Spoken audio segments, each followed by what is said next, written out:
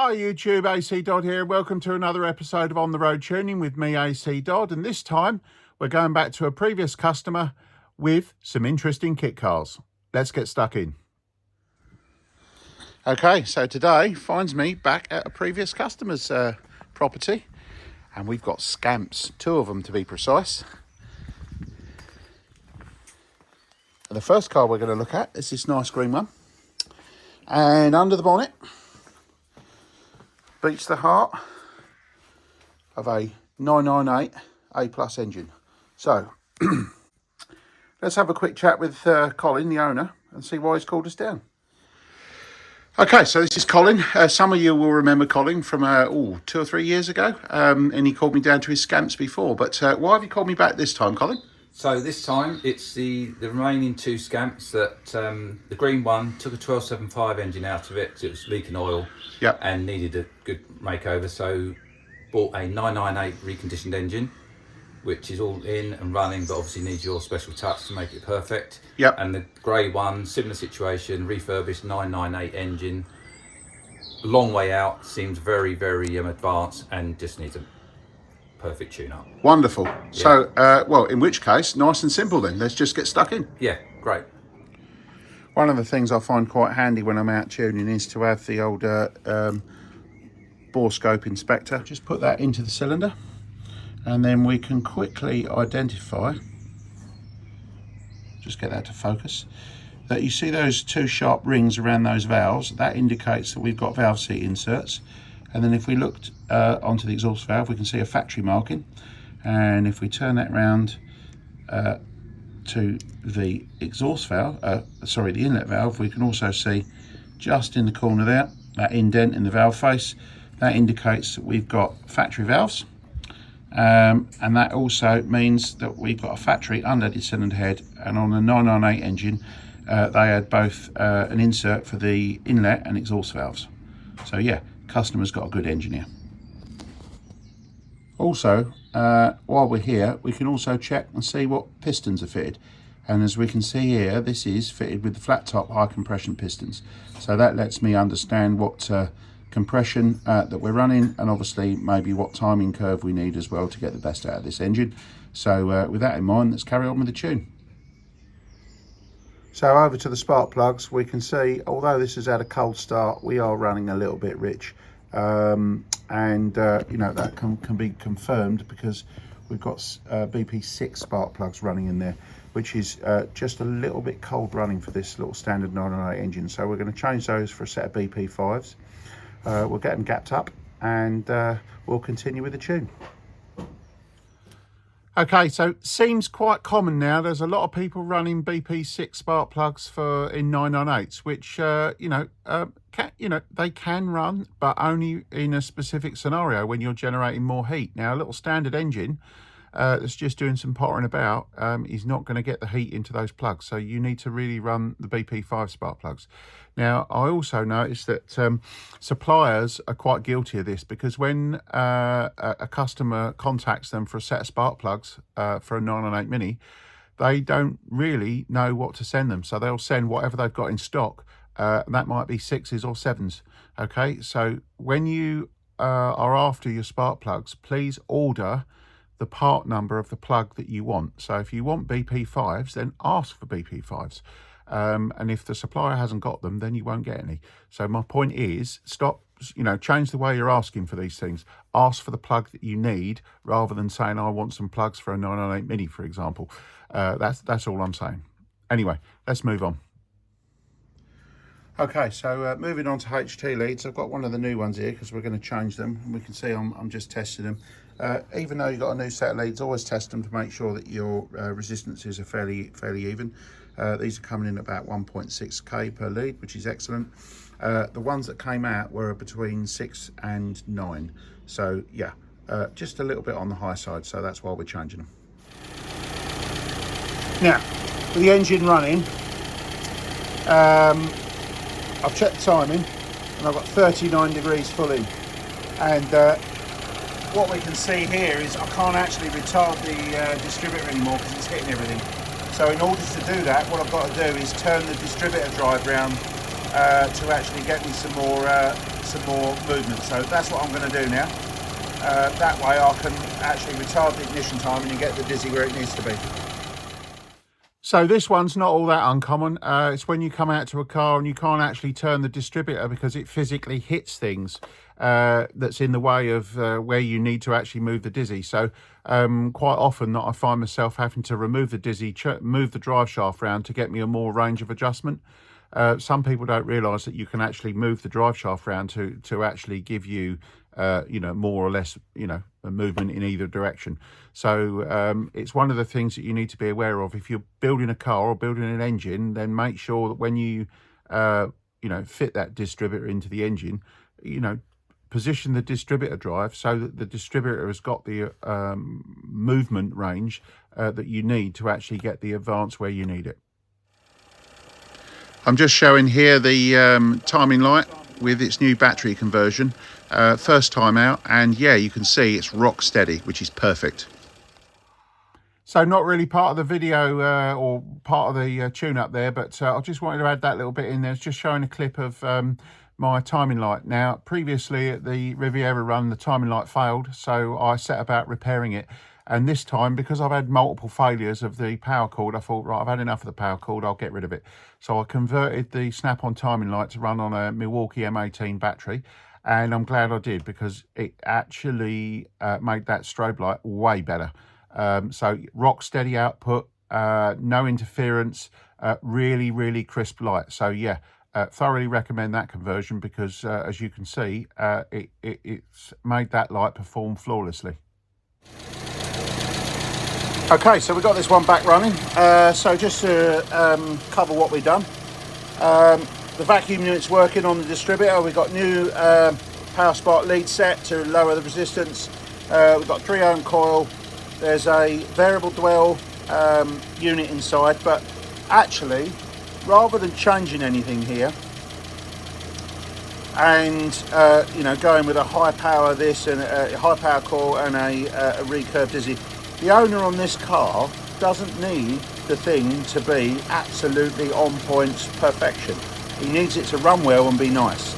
Now this engine is going to run perfectly well for what he wants to do with it with this setup, so I'm going to leave it today. And the main reason for that is the advance curve in this distributor, whilst not perfect, is perfectly sensible for what the owner wants to do. So we're going to leave that there. The engine runs beautifully. We've got the BP 5ES plugs in, and now we're going to turn our attention to the carburetor. You may be asking yourself why we've got a lathe in this tuning video. Well, truth be known, I noticed the piston cushion on this was sticking out an absolute mile, so I've taken it out and cut it down to the appropriate height, back to the specification. So just using a little bench top lathe that Colin had here. So we'll get that back in and carry on with the tune. So yeah, interesting change there, over to a lathe to obviously adjust the piston cushion. So you know, why was I doing that? Well, some cheaper carburetor rebuilds, the rebuilders overlook components like the piston cushion, which has a great big effect on the way the carburetor runs and responds to idle and transition onto running. So it was literally out by a good millimetre or more. So looking at it, it had been in there a long time, so it hadn't been touched by the previous rebuilder. The carburetor was rebuilt on that car, so clearly that hadn't been done. So I took the opportunity to use a lathe which Colin had, and I was just able to face that off back to the appropriate factory setting, and then obviously put it back in the car and then continue with the tune. So over on the needle lathe, we've had to do a little bit more fuel at 4 and 5,000 revs and quite a bit more on progression, but we're almost there. So let's get this back in and see where we stand. Okay, so this one's all done. So in the end, we had an ABA needle. I changed it. It was a touch too rich at part throttle, so I've changed it for an AAF, and then that needed to be modified between 4 and 5,000 RPM, and then I had some fun with the dampers. So I tried 4 different dampers and through 3 different oil combinations. Anyway, I ended up with 20 weight oil and back to the standard damper.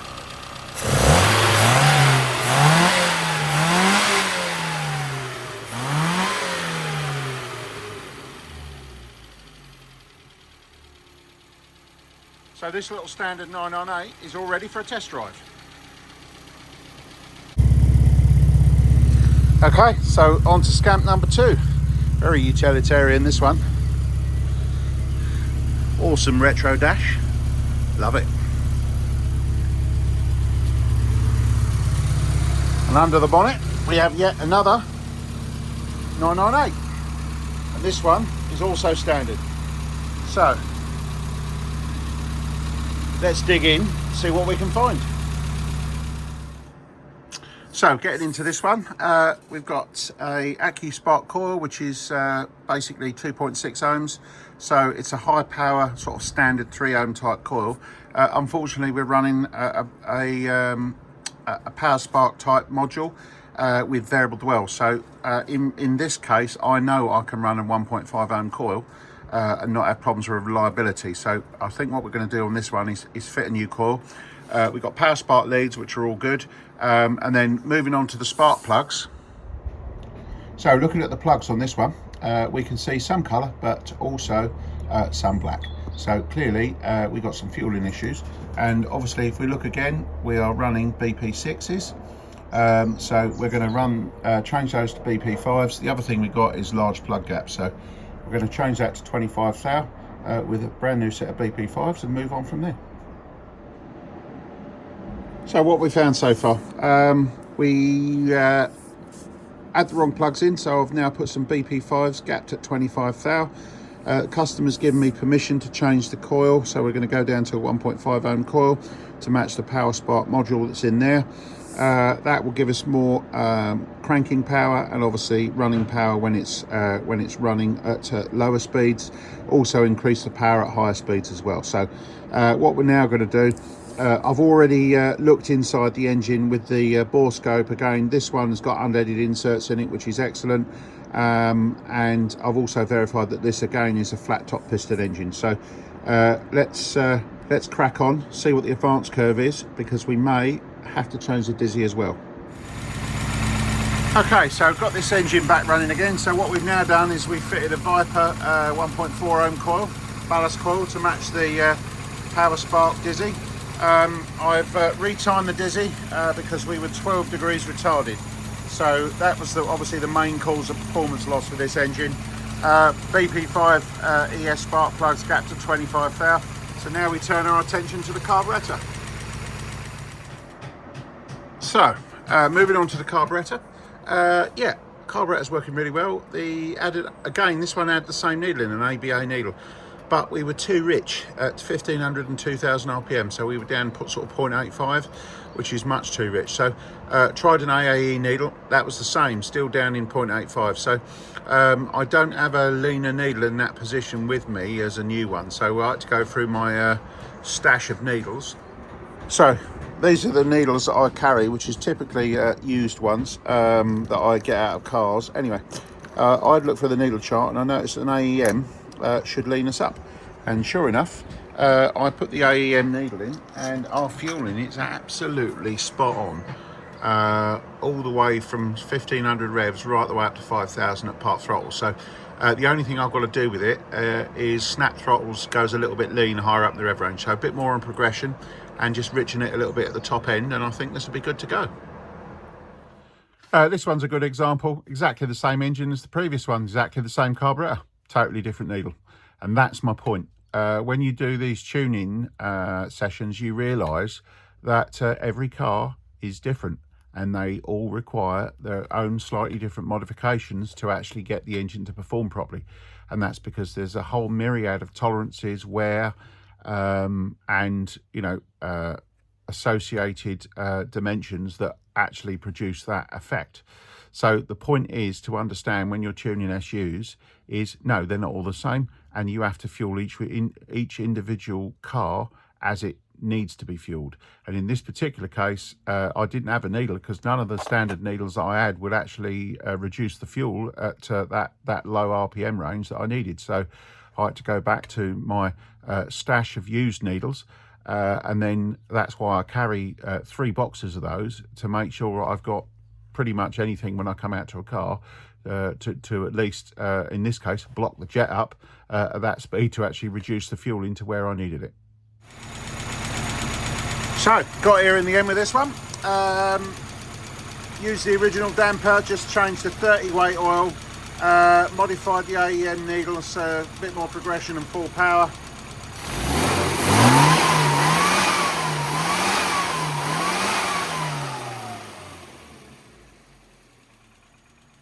This one unfortunately can't be test driven because the front panel is not fastened on, but the customer's happy to let me go. So what we'll do now is we're going to have a quick word with him, and then we can hit the road.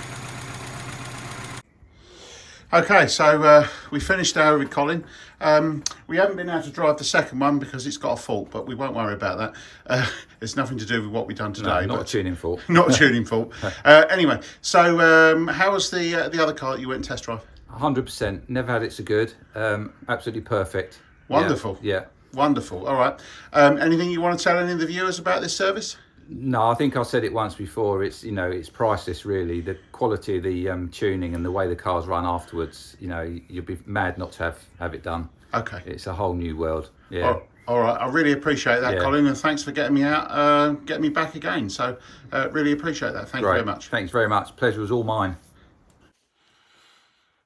Okay, so that's the end of this particular episode. The reason why I asked Colin there about, you know, what you can tell viewers is because that's the second time I've been to Colin. So, you know, Colin's called me back for a reason, and that's because he likes what I do and he likes how I can make those cars run. So, and what he's telling you there is really, you know, if he's called me back twice, I must be quite good at what I do. So, with that in mind, please like, subscribe, share, and maybe I'll come to you soon once you book me. Thank you very much.